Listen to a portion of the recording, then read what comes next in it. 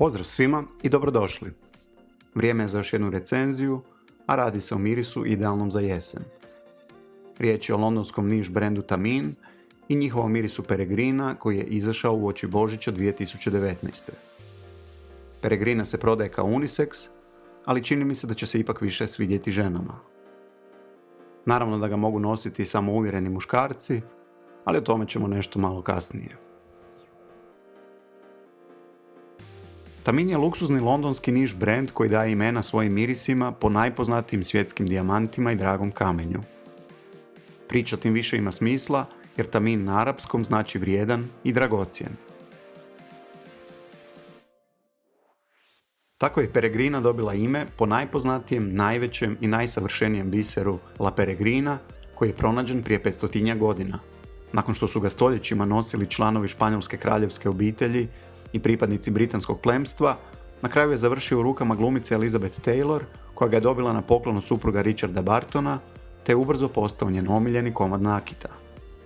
Nakon njene smrti, prodan je na aukciji i to za nevjerojatnih $11 milijuna. Gotovo svi Tamin mirisi prodaju se u ovim prepoznatljivim plavim bočicama s magnetskim čepom. Od kutije do uzoraka parfema sve djeluje vrlo luksuzno, dizajnirano je s puno ukusa i ukratko izgleda odlično. Peregrina spada u kategoriju orijentalnih cvjetnih mirisa. Možete nabaviti isključivo u pakiranju od 50 ml i radi se o ekstraktu parfema. Dio njihove Treasure kolekcije, a cijena je 145 funti. Gornje note parfema su ruža, đurđica, gardenija i jasmin.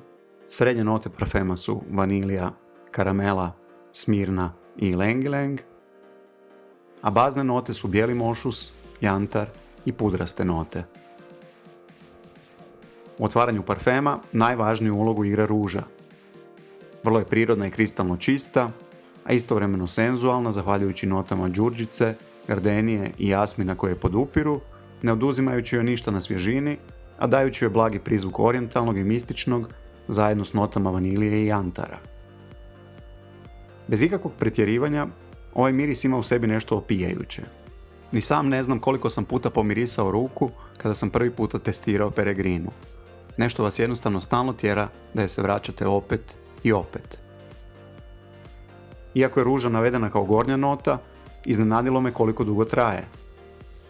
Nakon nekih pola sata jasno možete osjetiti srednje note karamele, vanilije, smirne i ylang-ylanga, ali ruža i dalje ne posustaje.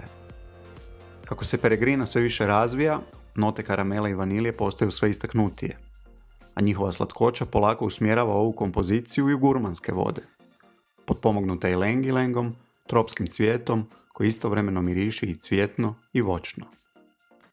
Smirna je jedna od nota koju vrijedi posvetiti par riječi.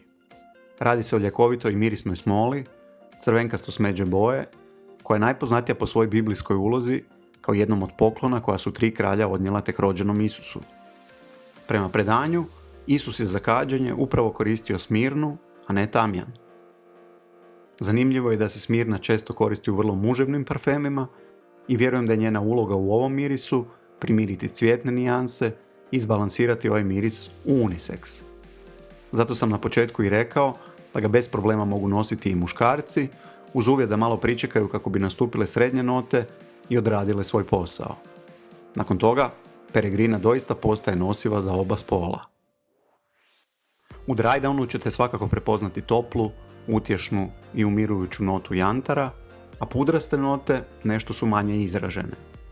Tek duboko u drydownu na površinu izbija bijeli mošus i to u fazi kada je projekcija već završila, a Peregrina je dalje primjetna, ali čvrsto priljubljena uz vašu kožu. Kao i svi mirisi koji u sebi imaju jantar i vaniliju, tako i Peregrina ostaje jako dugo na vašoj koži. U mom slučaju preko 10 sati, jer ne zaboravite, ovo je ipak ekstrakt parfema. Projekcija je umjerena i traje nekih sat i pol, a ovaj miris nije nimalo zagušujuć unatoč slatkim notama. Očito mu je namjera privući ljude bliže k vama, a ne da prvo osjete Peregrinu, pa tek onda ugledaju vas. Peregrina je vrlo senzualan miris, pomalo misteriozan i lako nosiv. U otvaranju naginje na žensku stranu, a nakon toga ga možete bezbrižno nositi ako ste muškarac. Idealan je za ovo prijelazno razdoblje iz ljeta u jesen, jer ima dovoljnu dozu svježine i slatkoće kako bi odgovorio danima kada su temperature još uvijek ugodne, kao i onim tmurnim jesenskim danima kada može biti generator dobrog raspoloženja. Vrlo je raznovrstan i ne vidim situaciju u kojoj bi mogao biti neprimjeren, a nema u njemu niti izazovnih nota koji bi ljude mogle odbiti od vas. Sve u svemu, Peregrina je lako nosiv, kvalitetan i privlačan miris za sva godišnja doba, koji zaslužuje puno više pozornosti, a ja mislim da je upravo sada najbolje vrijeme za njega. Toliko od mene za danas. Čuvajte se. Bok.